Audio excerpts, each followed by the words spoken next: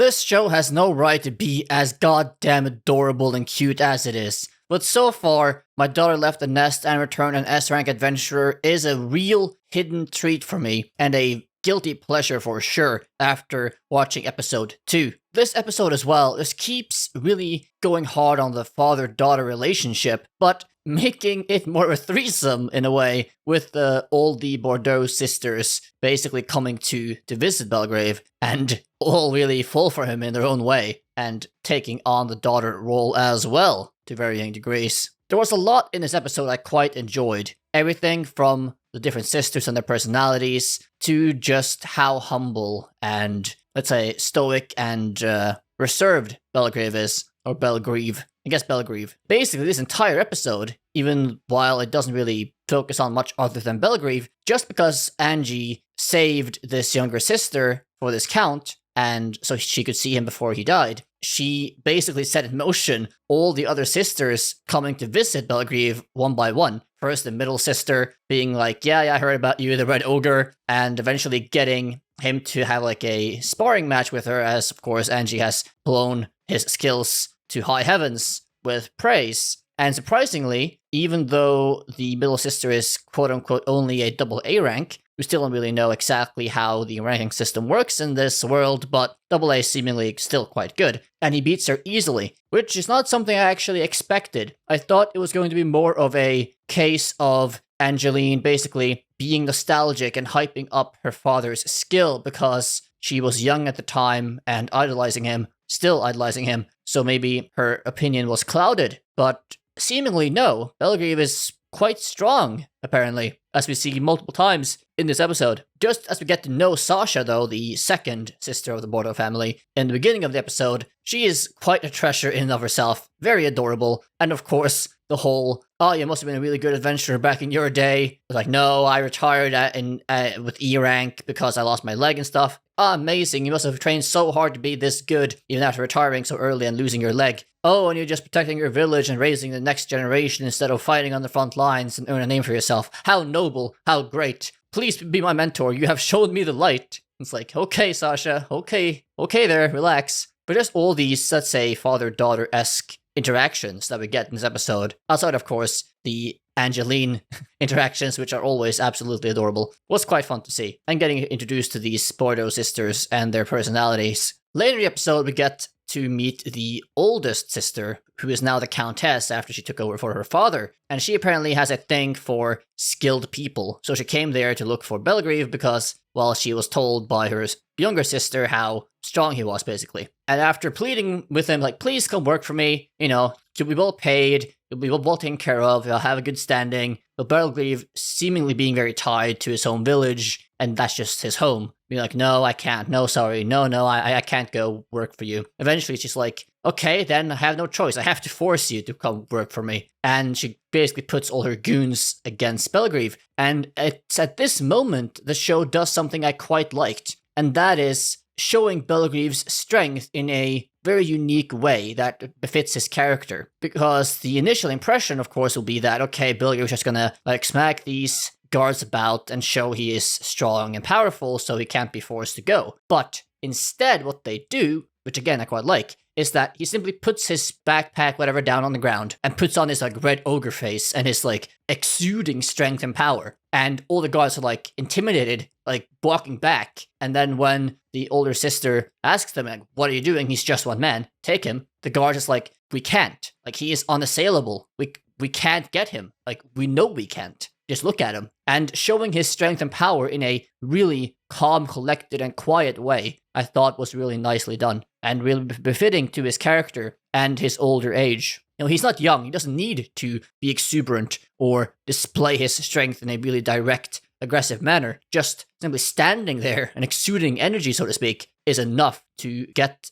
people to understand the picture. This also got me to reassess again just how powerful he really is. Even though he was only an E rank when he retired, he probably had the skill to be much higher than that, he just didn't get the promotions in time before he quit. Or he just became stronger and stronger over time as he kept training at home, and at this point is like probably close to an S rank, or at least a very high AAA something rank. Another thing though is that when I started this show, I expected the story to mostly follow along and give screen time to Angeline, the daughter, and her adventures. But so far, especially in episode 2, most of the time has been spent on Belgrave. That might just be because they want to flesh out his backstory and his character a bit before going back to Angeline, but it definitely seems like they are splitting the focus at least half-half so far, and will probably continue to do so further in the season. I do quite like that, getting sort of a dualistic perspective in the story, not just following the protagonist, but having, let's say, dual protagonists, both on different paths in different areas, but both doing things that interact with each other in this world.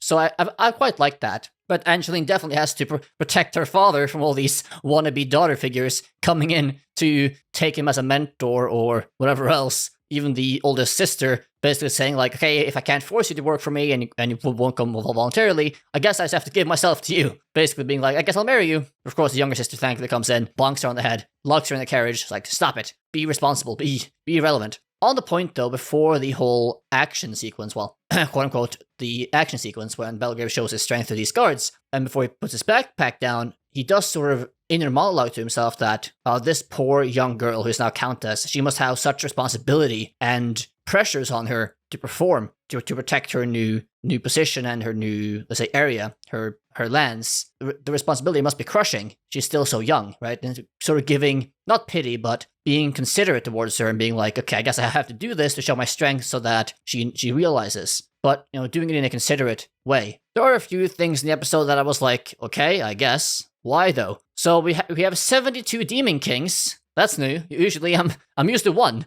But I guess in this world we have 72 Demon Kings, homoculi, etc. that were made by this power-mad great wizard in the past, and we get to see a glimpse of one at the end of the episode. So I'm sure we will have some Demon Kings to fight later in the season. I do also wonder though that Ange gets never gets time off. Like, she did all her jobs, there was no S-rank quests around, but she still can't get a leave of absence from the guild. I guess that just means that she is the only S-rank in the area, and she's really important to them. And of course, because of more monster encounters in the recent past, then they always want her around in case something pops up, which I guess makes sense, but of course, Angeline being very aggravated about it. That also gave me the question of, okay, why doesn't Belgrave just travel to the capital or whichever city Angeline is in to visit her? But as is shown in the episode, he seems really connected with the village he is in, and Angeline also mentions this at the end of the episode, that he is really tied to the village, and he doesn't really want to leave it. It's his home. It's where he lives, and it's where the people he protects are, and it's where the new generation he is nurturing live. So it seems that he just doesn't really want to really go outside the village ever, which I guess is a reasonable reason why. And also probably why Angeline, even though she thinks like, all these adventurers are going away from the city because of all the hard work, maybe I'll get some retired adventurers to come and help. Oh, I can just get my father to come and help because he's a retired adventurer. But then she does the whole mentioning of why he might not leave the village anyway. Another thing of note that I am enjoying in this episode, of course, again, that's outside the whole father-daughter dynamic, which I think is absolutely great. I love how they are portraying Angeline and her father, especially Angeline and her absolute devotion to her father. But yes, another thing I do quite like is how they portray that something Angeline does, and how that affects the world they are in, and how it impacts Belgrave, for example, and what Belgrave does impacts her, even though they are far apart. The world continues to go around, so to speak, with the actions both of them take, and how it impacts each other, and just again the world they are in. As many shows, it seems that outside the main characters, none of the other characters do anything when they are not on screen. And that doesn't make a cohesive world, right? You want to have a world where it seems like the world is actually going around and things are actually happening in real time in the rest of the world, outside of just the things the main characters are doing and being shown doing on screen. To end off, though, at the end of the episode, I was absolutely just smirking to myself greatly when this merchant talks to Angeline. He's like, hey, hello, do you remember me? I'm the one you saved, etc., etc. I talked to your father when I was in the village. Like, oh, you did? You took my father? Guess sit down, let's talk about it. And it's like, yeah, I know, he was great, he was strong, it really fits the Red Ogre name. Then you get this really good scene from Angeline. It's like, yes, he's super cool, right? He's super great. I know, right? Let's let's talk about it for the rest of the day. I'll treat you food and drinks. Just sit down. Let's talk about my father and his charms for the entire rest of the night. But, I actually have like a, work thing tomorrow. No, don't worry about it. Let's just sit down and talk about my dad all day. It's fine. It's just so wholesome and so nice. It's just so adorable, It's really rare we get to see this father-daughter mechanic or relationship at all in anime, so it's really, really refreshing to see so far, and I'm really enjoying it. Even the part when she hears about the Bordeaux sisters trying to, like, almost steal her father away. It's like, how dare they? They will pay for this. Like, I'm sure.